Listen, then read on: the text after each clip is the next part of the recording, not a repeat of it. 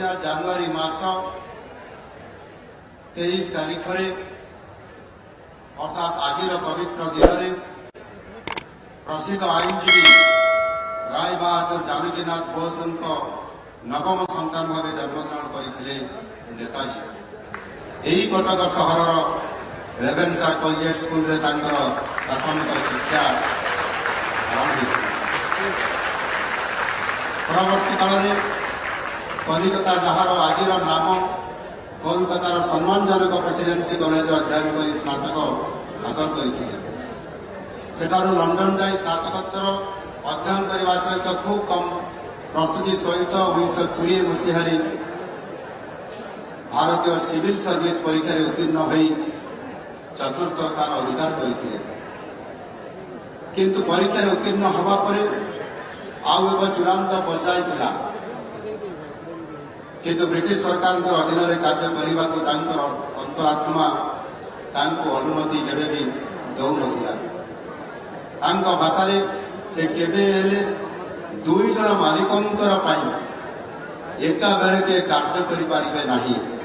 ତାଙ୍କର ପ୍ରଥମ ଏବଂ ଶେଷ ମାଲିକ ହେଉଛନ୍ତି ନିଜ ମାତୃଭୂମି। ତେଣୁ ସେ ଦେଶମାତୃକାର ଡାକ ଶୁଣି ହୃଦୟଙ୍ଗମ କରିଥିଲେ ଯେ ଏହି ଉଚ୍ଚ ପଦପଦବୀ ତାଙ୍କ ପାଇଁ ନୁହେଁ,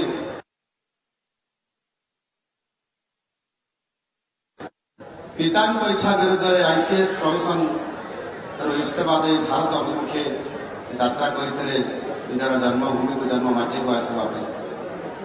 ନେତାଜୀ ବମ୍ବେ, ଆଜିର ମୁମ୍ବାଇଠାରେ 16 ଜୁଲାଇ 1921 ମସିହାରେ ପହଞ୍ଚିଥିଲେ ଏବଂ ସେହିଦିନ ହିଁ ଗାନ୍ଧିଜୀଙ୍କୁ ସାକ୍ଷାତ କରିବାକୁ ଯାଇଥିଲେ।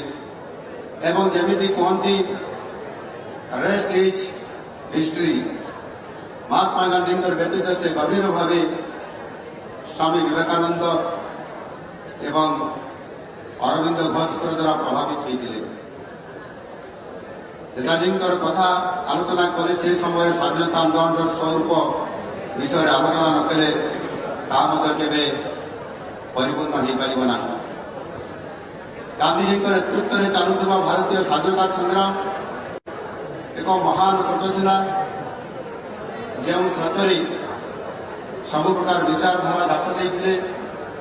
ଏହି ଧାରାରେ ଦକ୍ଷିଣପନ୍ଥୀ, ବାମପନ୍ଥୀ, ମଧ୍ୟମପନ୍ଥୀ, ସାମ୍ୟବାଦୀ, ସମାଜବାଦୀ ସମସ୍ତ ବିଚାରଧାରା ଏକତ୍ର ହୋଇ ଦେଶମାତୃକାର କାର୍ଯ୍ୟରେ, ସ୍ୱାଧୀନତା ସଂଗ୍ରାମରେ ଏକତ୍ରିତ ହୋଇ ସେମାନେ କାର୍ଯ୍ୟ କରୁଥିଲେ।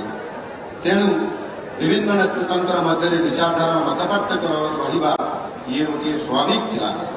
ନେତାଜୀ ମଧ୍ୟ ଗାନ୍ଧିଜୀଙ୍କ ସହିତ ମତପାର୍ଥକ୍ୟ ଥିଲା, ଯାହା କଂଗ୍ରେସର 1939 ମସିହାର ତ୍ରିପୁରୀ ଅଧିବେଶନରେ ଦେଖିବାକୁ ମିଳିଥିଲା।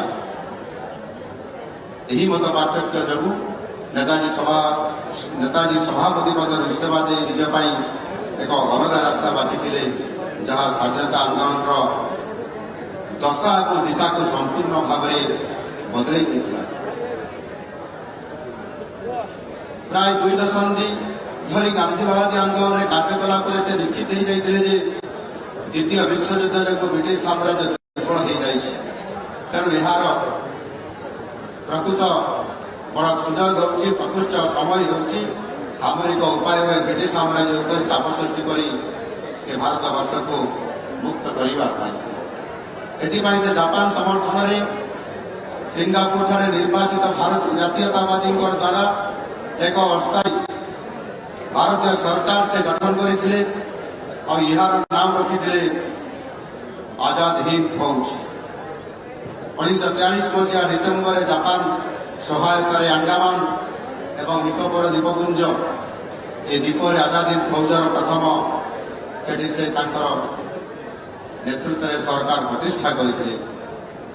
ନେତାଜୀଙ୍କର ଏହି ବୀରତ୍ୱ ସଂଗ୍ରାମକୁ ସମ୍ମାନ କରି ଭାରତର ଯଶସ୍ୱୀ ପ୍ରଧାନମନ୍ତ୍ରୀ ମାନନୀୟ ଶ୍ରୀ ନରେନ୍ଦ୍ର ମୋଦିଜୀ 2018 ମସିହା ଡିସେମ୍ବର ମାସ 30 ତାରିଖ ଦିନ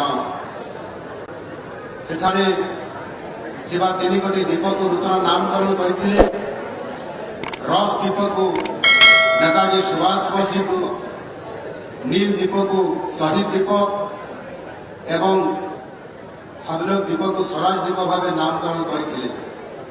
ସେ ଆଜାଦ ହିନ୍ଦ ଫୌଜର ମୁଖ୍ୟ ଭାବେ କହିଥିଲେ।